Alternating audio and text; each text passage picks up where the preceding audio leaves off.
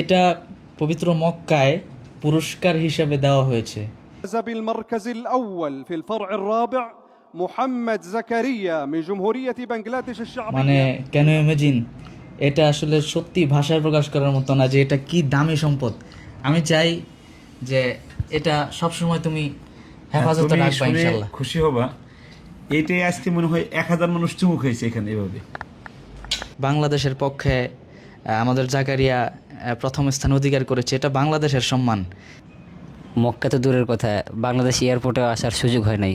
আমার উসিলায় আমার বাবা 2বার গিয়েছেন মক্কা মদিনায়। তুমি সাথে ছিলা, তাশরিফ ছিলা।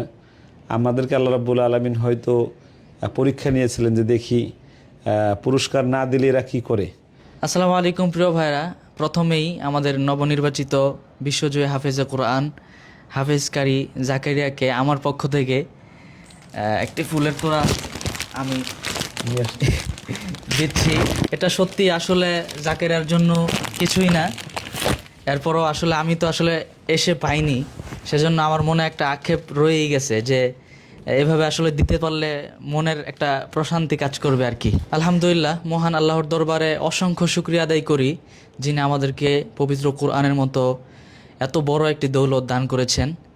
দ্বিতীয়ত, মহান রবের দরবারে আরও অসংখ্য শুকরিয়া আদায় করি যিনি সৌদি আরবের পবিত্র মক্কায়, যেখানে বহু মানুষের যাওয়ার স্বপ্ন, উমরা করার স্বপ্ন, সেই কাবা শরীফের ভিতরে পবিত্র কোরআন প্রতিযোগিতায় আমাদের প্রিয় জাকারিয়া প্রথম স্থান অধিকার করেছে।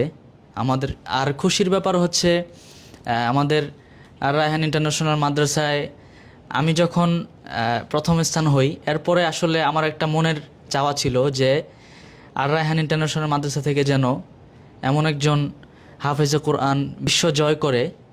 সত্যি আমার মনের একটা আকাঙ্ক্ষা পূরণ হয়েছে, সেজন্য আল্লাহর দরবারে আবারও শুকরিয়া।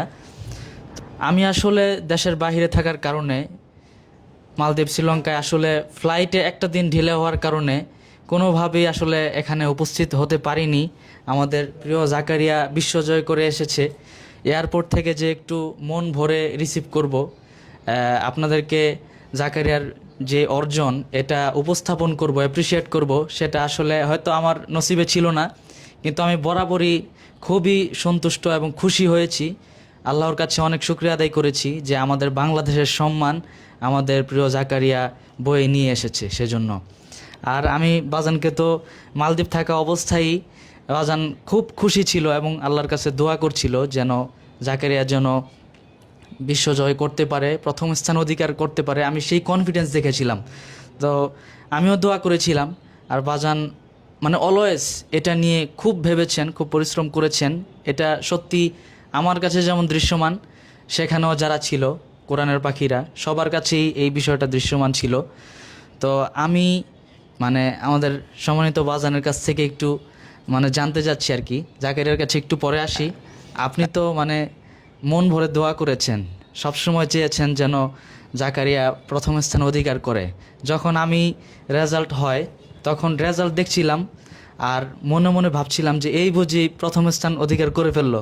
তো সত্যি মানে শেষে যখন বলল যে মানে জাকারিয়ার নামটা যখন উচ্চারণ করলো, সত্যি মানে আমি লাফ দিয়ে উঠলাম যে মোহাম্মদ জাকারিয়া জমহুরিয়ত মিন বাংলাদেশ। এটা তো সত্যি মানে এই যে আরবিতে এভাবে বলা যে একটা অনুভূতি, এই অনুভূতিটা আসলে আমি আমার মধ্যে কি পরিমাণ যে ভালো লাগার সেটা আমি নিজেও জানি, আর জাকারিয়া তো অনুভব করেছেই। এটা জাকারিয়ার কাছ থেকে শুনবো, বাজানের কাছ থেকে একটু জানতে চাই যে কেমন লেগেছিল তখন। আমি আসলে সবচেয়ে বেশি মিস করছিলাম তোমাকে, কারণ এর আগের বছর আমরা আব্দুল্লাল মারুফকে নিয়ে এই প্রতিযোগিতায় গিয়েছিলাম। তুমি সাথে ছিলা, তাশরিফ ছিলা। আমাদেরকে আল্লাহ রাব্বুল আলামিন হয়তো পরীক্ষা নিয়েছিলেন যে দেখি পুরস্কার না দিলে এরা কী করে। তো আমরা চূড়ান্ত ধৈর্য ধরেছিলাম।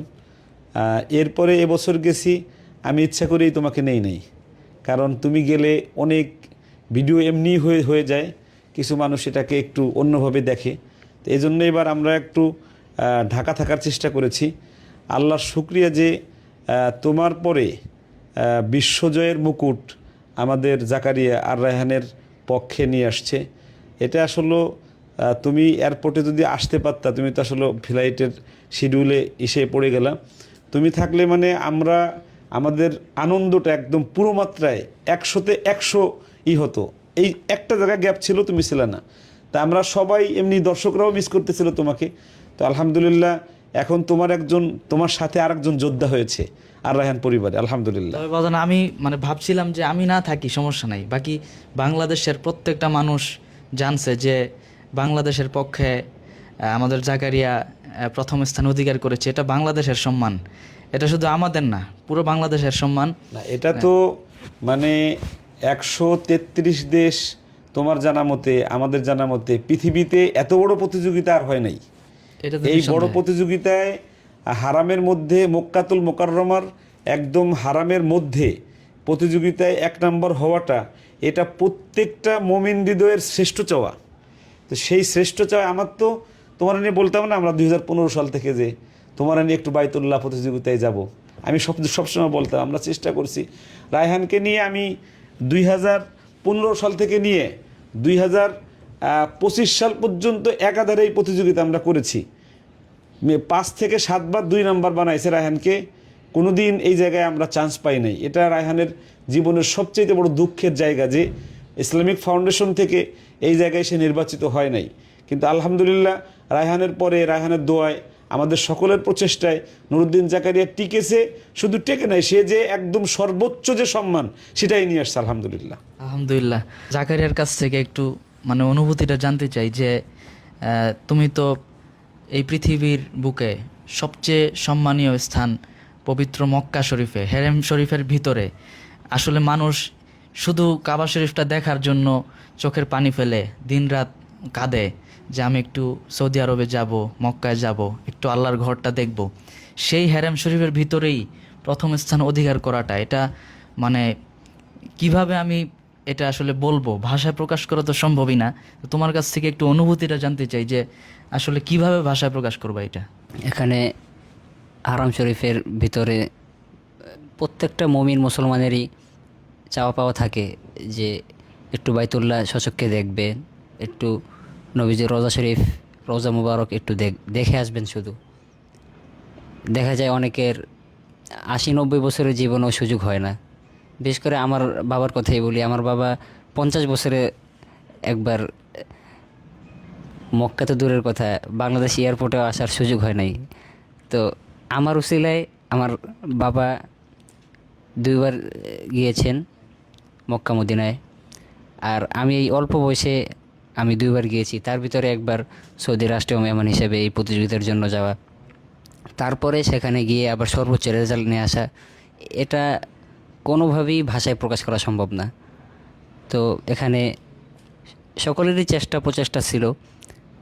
তারপরে বিশেষ করে উস্তাদজির কথা তো এখানে বলে শেষ করা, এখানে চিন্তা করার মতো না। উস্তাদজি যেই কষ্ট করেছেন এটা কারো পক্ষেই সম্ভব না এরকম কষ্ট করা। তো সকলের দোয়া কামনা করি আল্লাহ তাআলা যাতে আমাকে যেই পুরস্কার দান করেছেন, যাতে আল্লাহ আরও বড় পুরস্কার দান করেন ইনশাল্লাহ। আমিও দোয়া করি, আর যারা দেখছে সবাই দোয়া করবে ইনশাল্লাহ।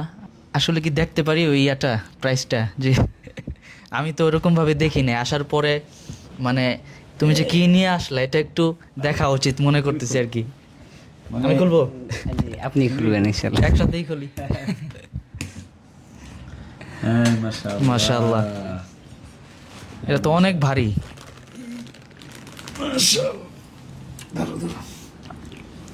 আর মনে হচ্ছে আমাকে দিতেছে কেউ। জাকারিয়ার পক্ষ থেকে আর আমার পক্ষ থেকে তোমাকে এটা দেয়া হলো। মানে এটা পবিত্র মক্কায় পুরস্কার হিসেবে দেওয়া হয়েছে। মানে কেন ইমাজিন, এটা আসলে সত্যি ভাষায় প্রকাশ করার মতো না যে এটা কি দামি সম্পদ। আমি চাই যে এটা সবসময় তুমি হেফাজতে রাখবা ইনশাআল্লাহ। খুশি হবা, এইটাই আজকে মনে হয় 1000 মানুষ চুমুক হয়েছে এখানে এভাবে। মানে এটা ওই বাইতুল্লাহর গিলাফের মতো, তো 1000 মানুষ চুমুক খেয়েছে আজকে। বাজানের চেষ্টা প্রচেষ্টা অব্যাহত ছিল সব সময়। তারপরে নুরুদ্দিন জাকারিয়া এবার যে পুরস্কার নিয়ে এসেছে, আশা করি ইনশাল্লাহ সামনে আরও অনেক বড় বড় অর্জন হাফেজ জাকারিয়ার মাধ্যমে আসবে ইনশাল্লাহ। তোমাদের দুইজনের কাছ থেকে দুটি জিনিস চাচ্ছি। তুমি সেনেগালে বিশ্বজয়ের সময় 2024 সালে প্রথম যে প্রশ্নটা পড়েছিলা সেটা একটু পড়ো, আর জাকারিয়া এই বাইতুল্লায় মানে ফাইনালে দ্বিতীয় যে প্রশ্নটা পড়েছিল, এই দুইজনের দুটো প্রশ্ন একটু আমরা একটু শুনি। সেনেগালে তো অনেক দিন হয়ে গেছে, আসলে খেয়াল নেই, তবে অল্প একটু তেলাওয়াত করি ইনশাল্লাহ। আমি তো জাকেরিয়ার জন্য আজকে আসলাম, ওর তেলাওয়াত শোনার জন্যই বসছি। তো আল্লাহর কালাম তেলাওয়াত করা সওয়াবের কাজ, আমার জন্য দোয়া করবেন সবাই। أعوذ بالله من الشيطان الرجيم بسم الله الرحمن الرحيم وتلك حجتنا آتيناها إبراهيم على قومه نرفع درجات من نشاء إن ربك حكيم عليم ووهبنا له إسحاق ويعقوب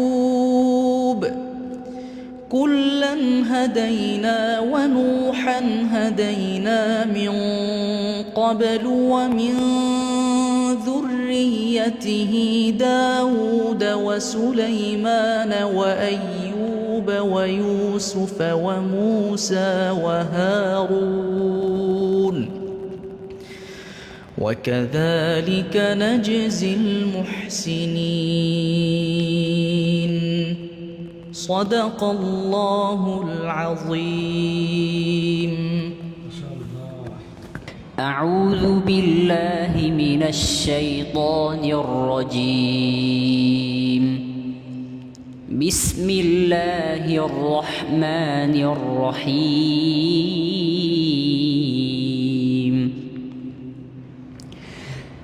يا أيها الذين آمنوا لا تسألوا عن أشياء إن تبد لكم تسؤكم وإن تسألوا عنها حين ينزل القرآن تبد لكم عفى الله عنها والله غفور حليم. قد سألها قوم من قبلكم ثم أصبحوا بها كافرين. ما جعل الله من بحيرة ولا سائبة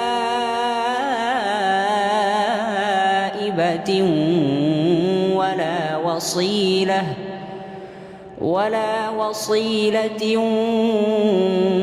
ولا حام ولكن الذين كفروا يفترون على الله الكذب وأكثرهم لا يعقلون. صدق الله العظيم. ঠিক আছে ভাইরা, সবাই দোয়া করবেন আল্লাহ যেন বাংলাদেশের প্রতি আরও বেশি বাংলাদেশকে যেন আরও বেশি সম্মানিত করেন পবিত্র কোরআনের মাধ্যমে। সবসময় যেন প্রতি বছর যেন এই কোরআনের বিশ্বজয় যেন ধারাবাহিকভাবে চলতে থাকে, সেই দোয়াই করি।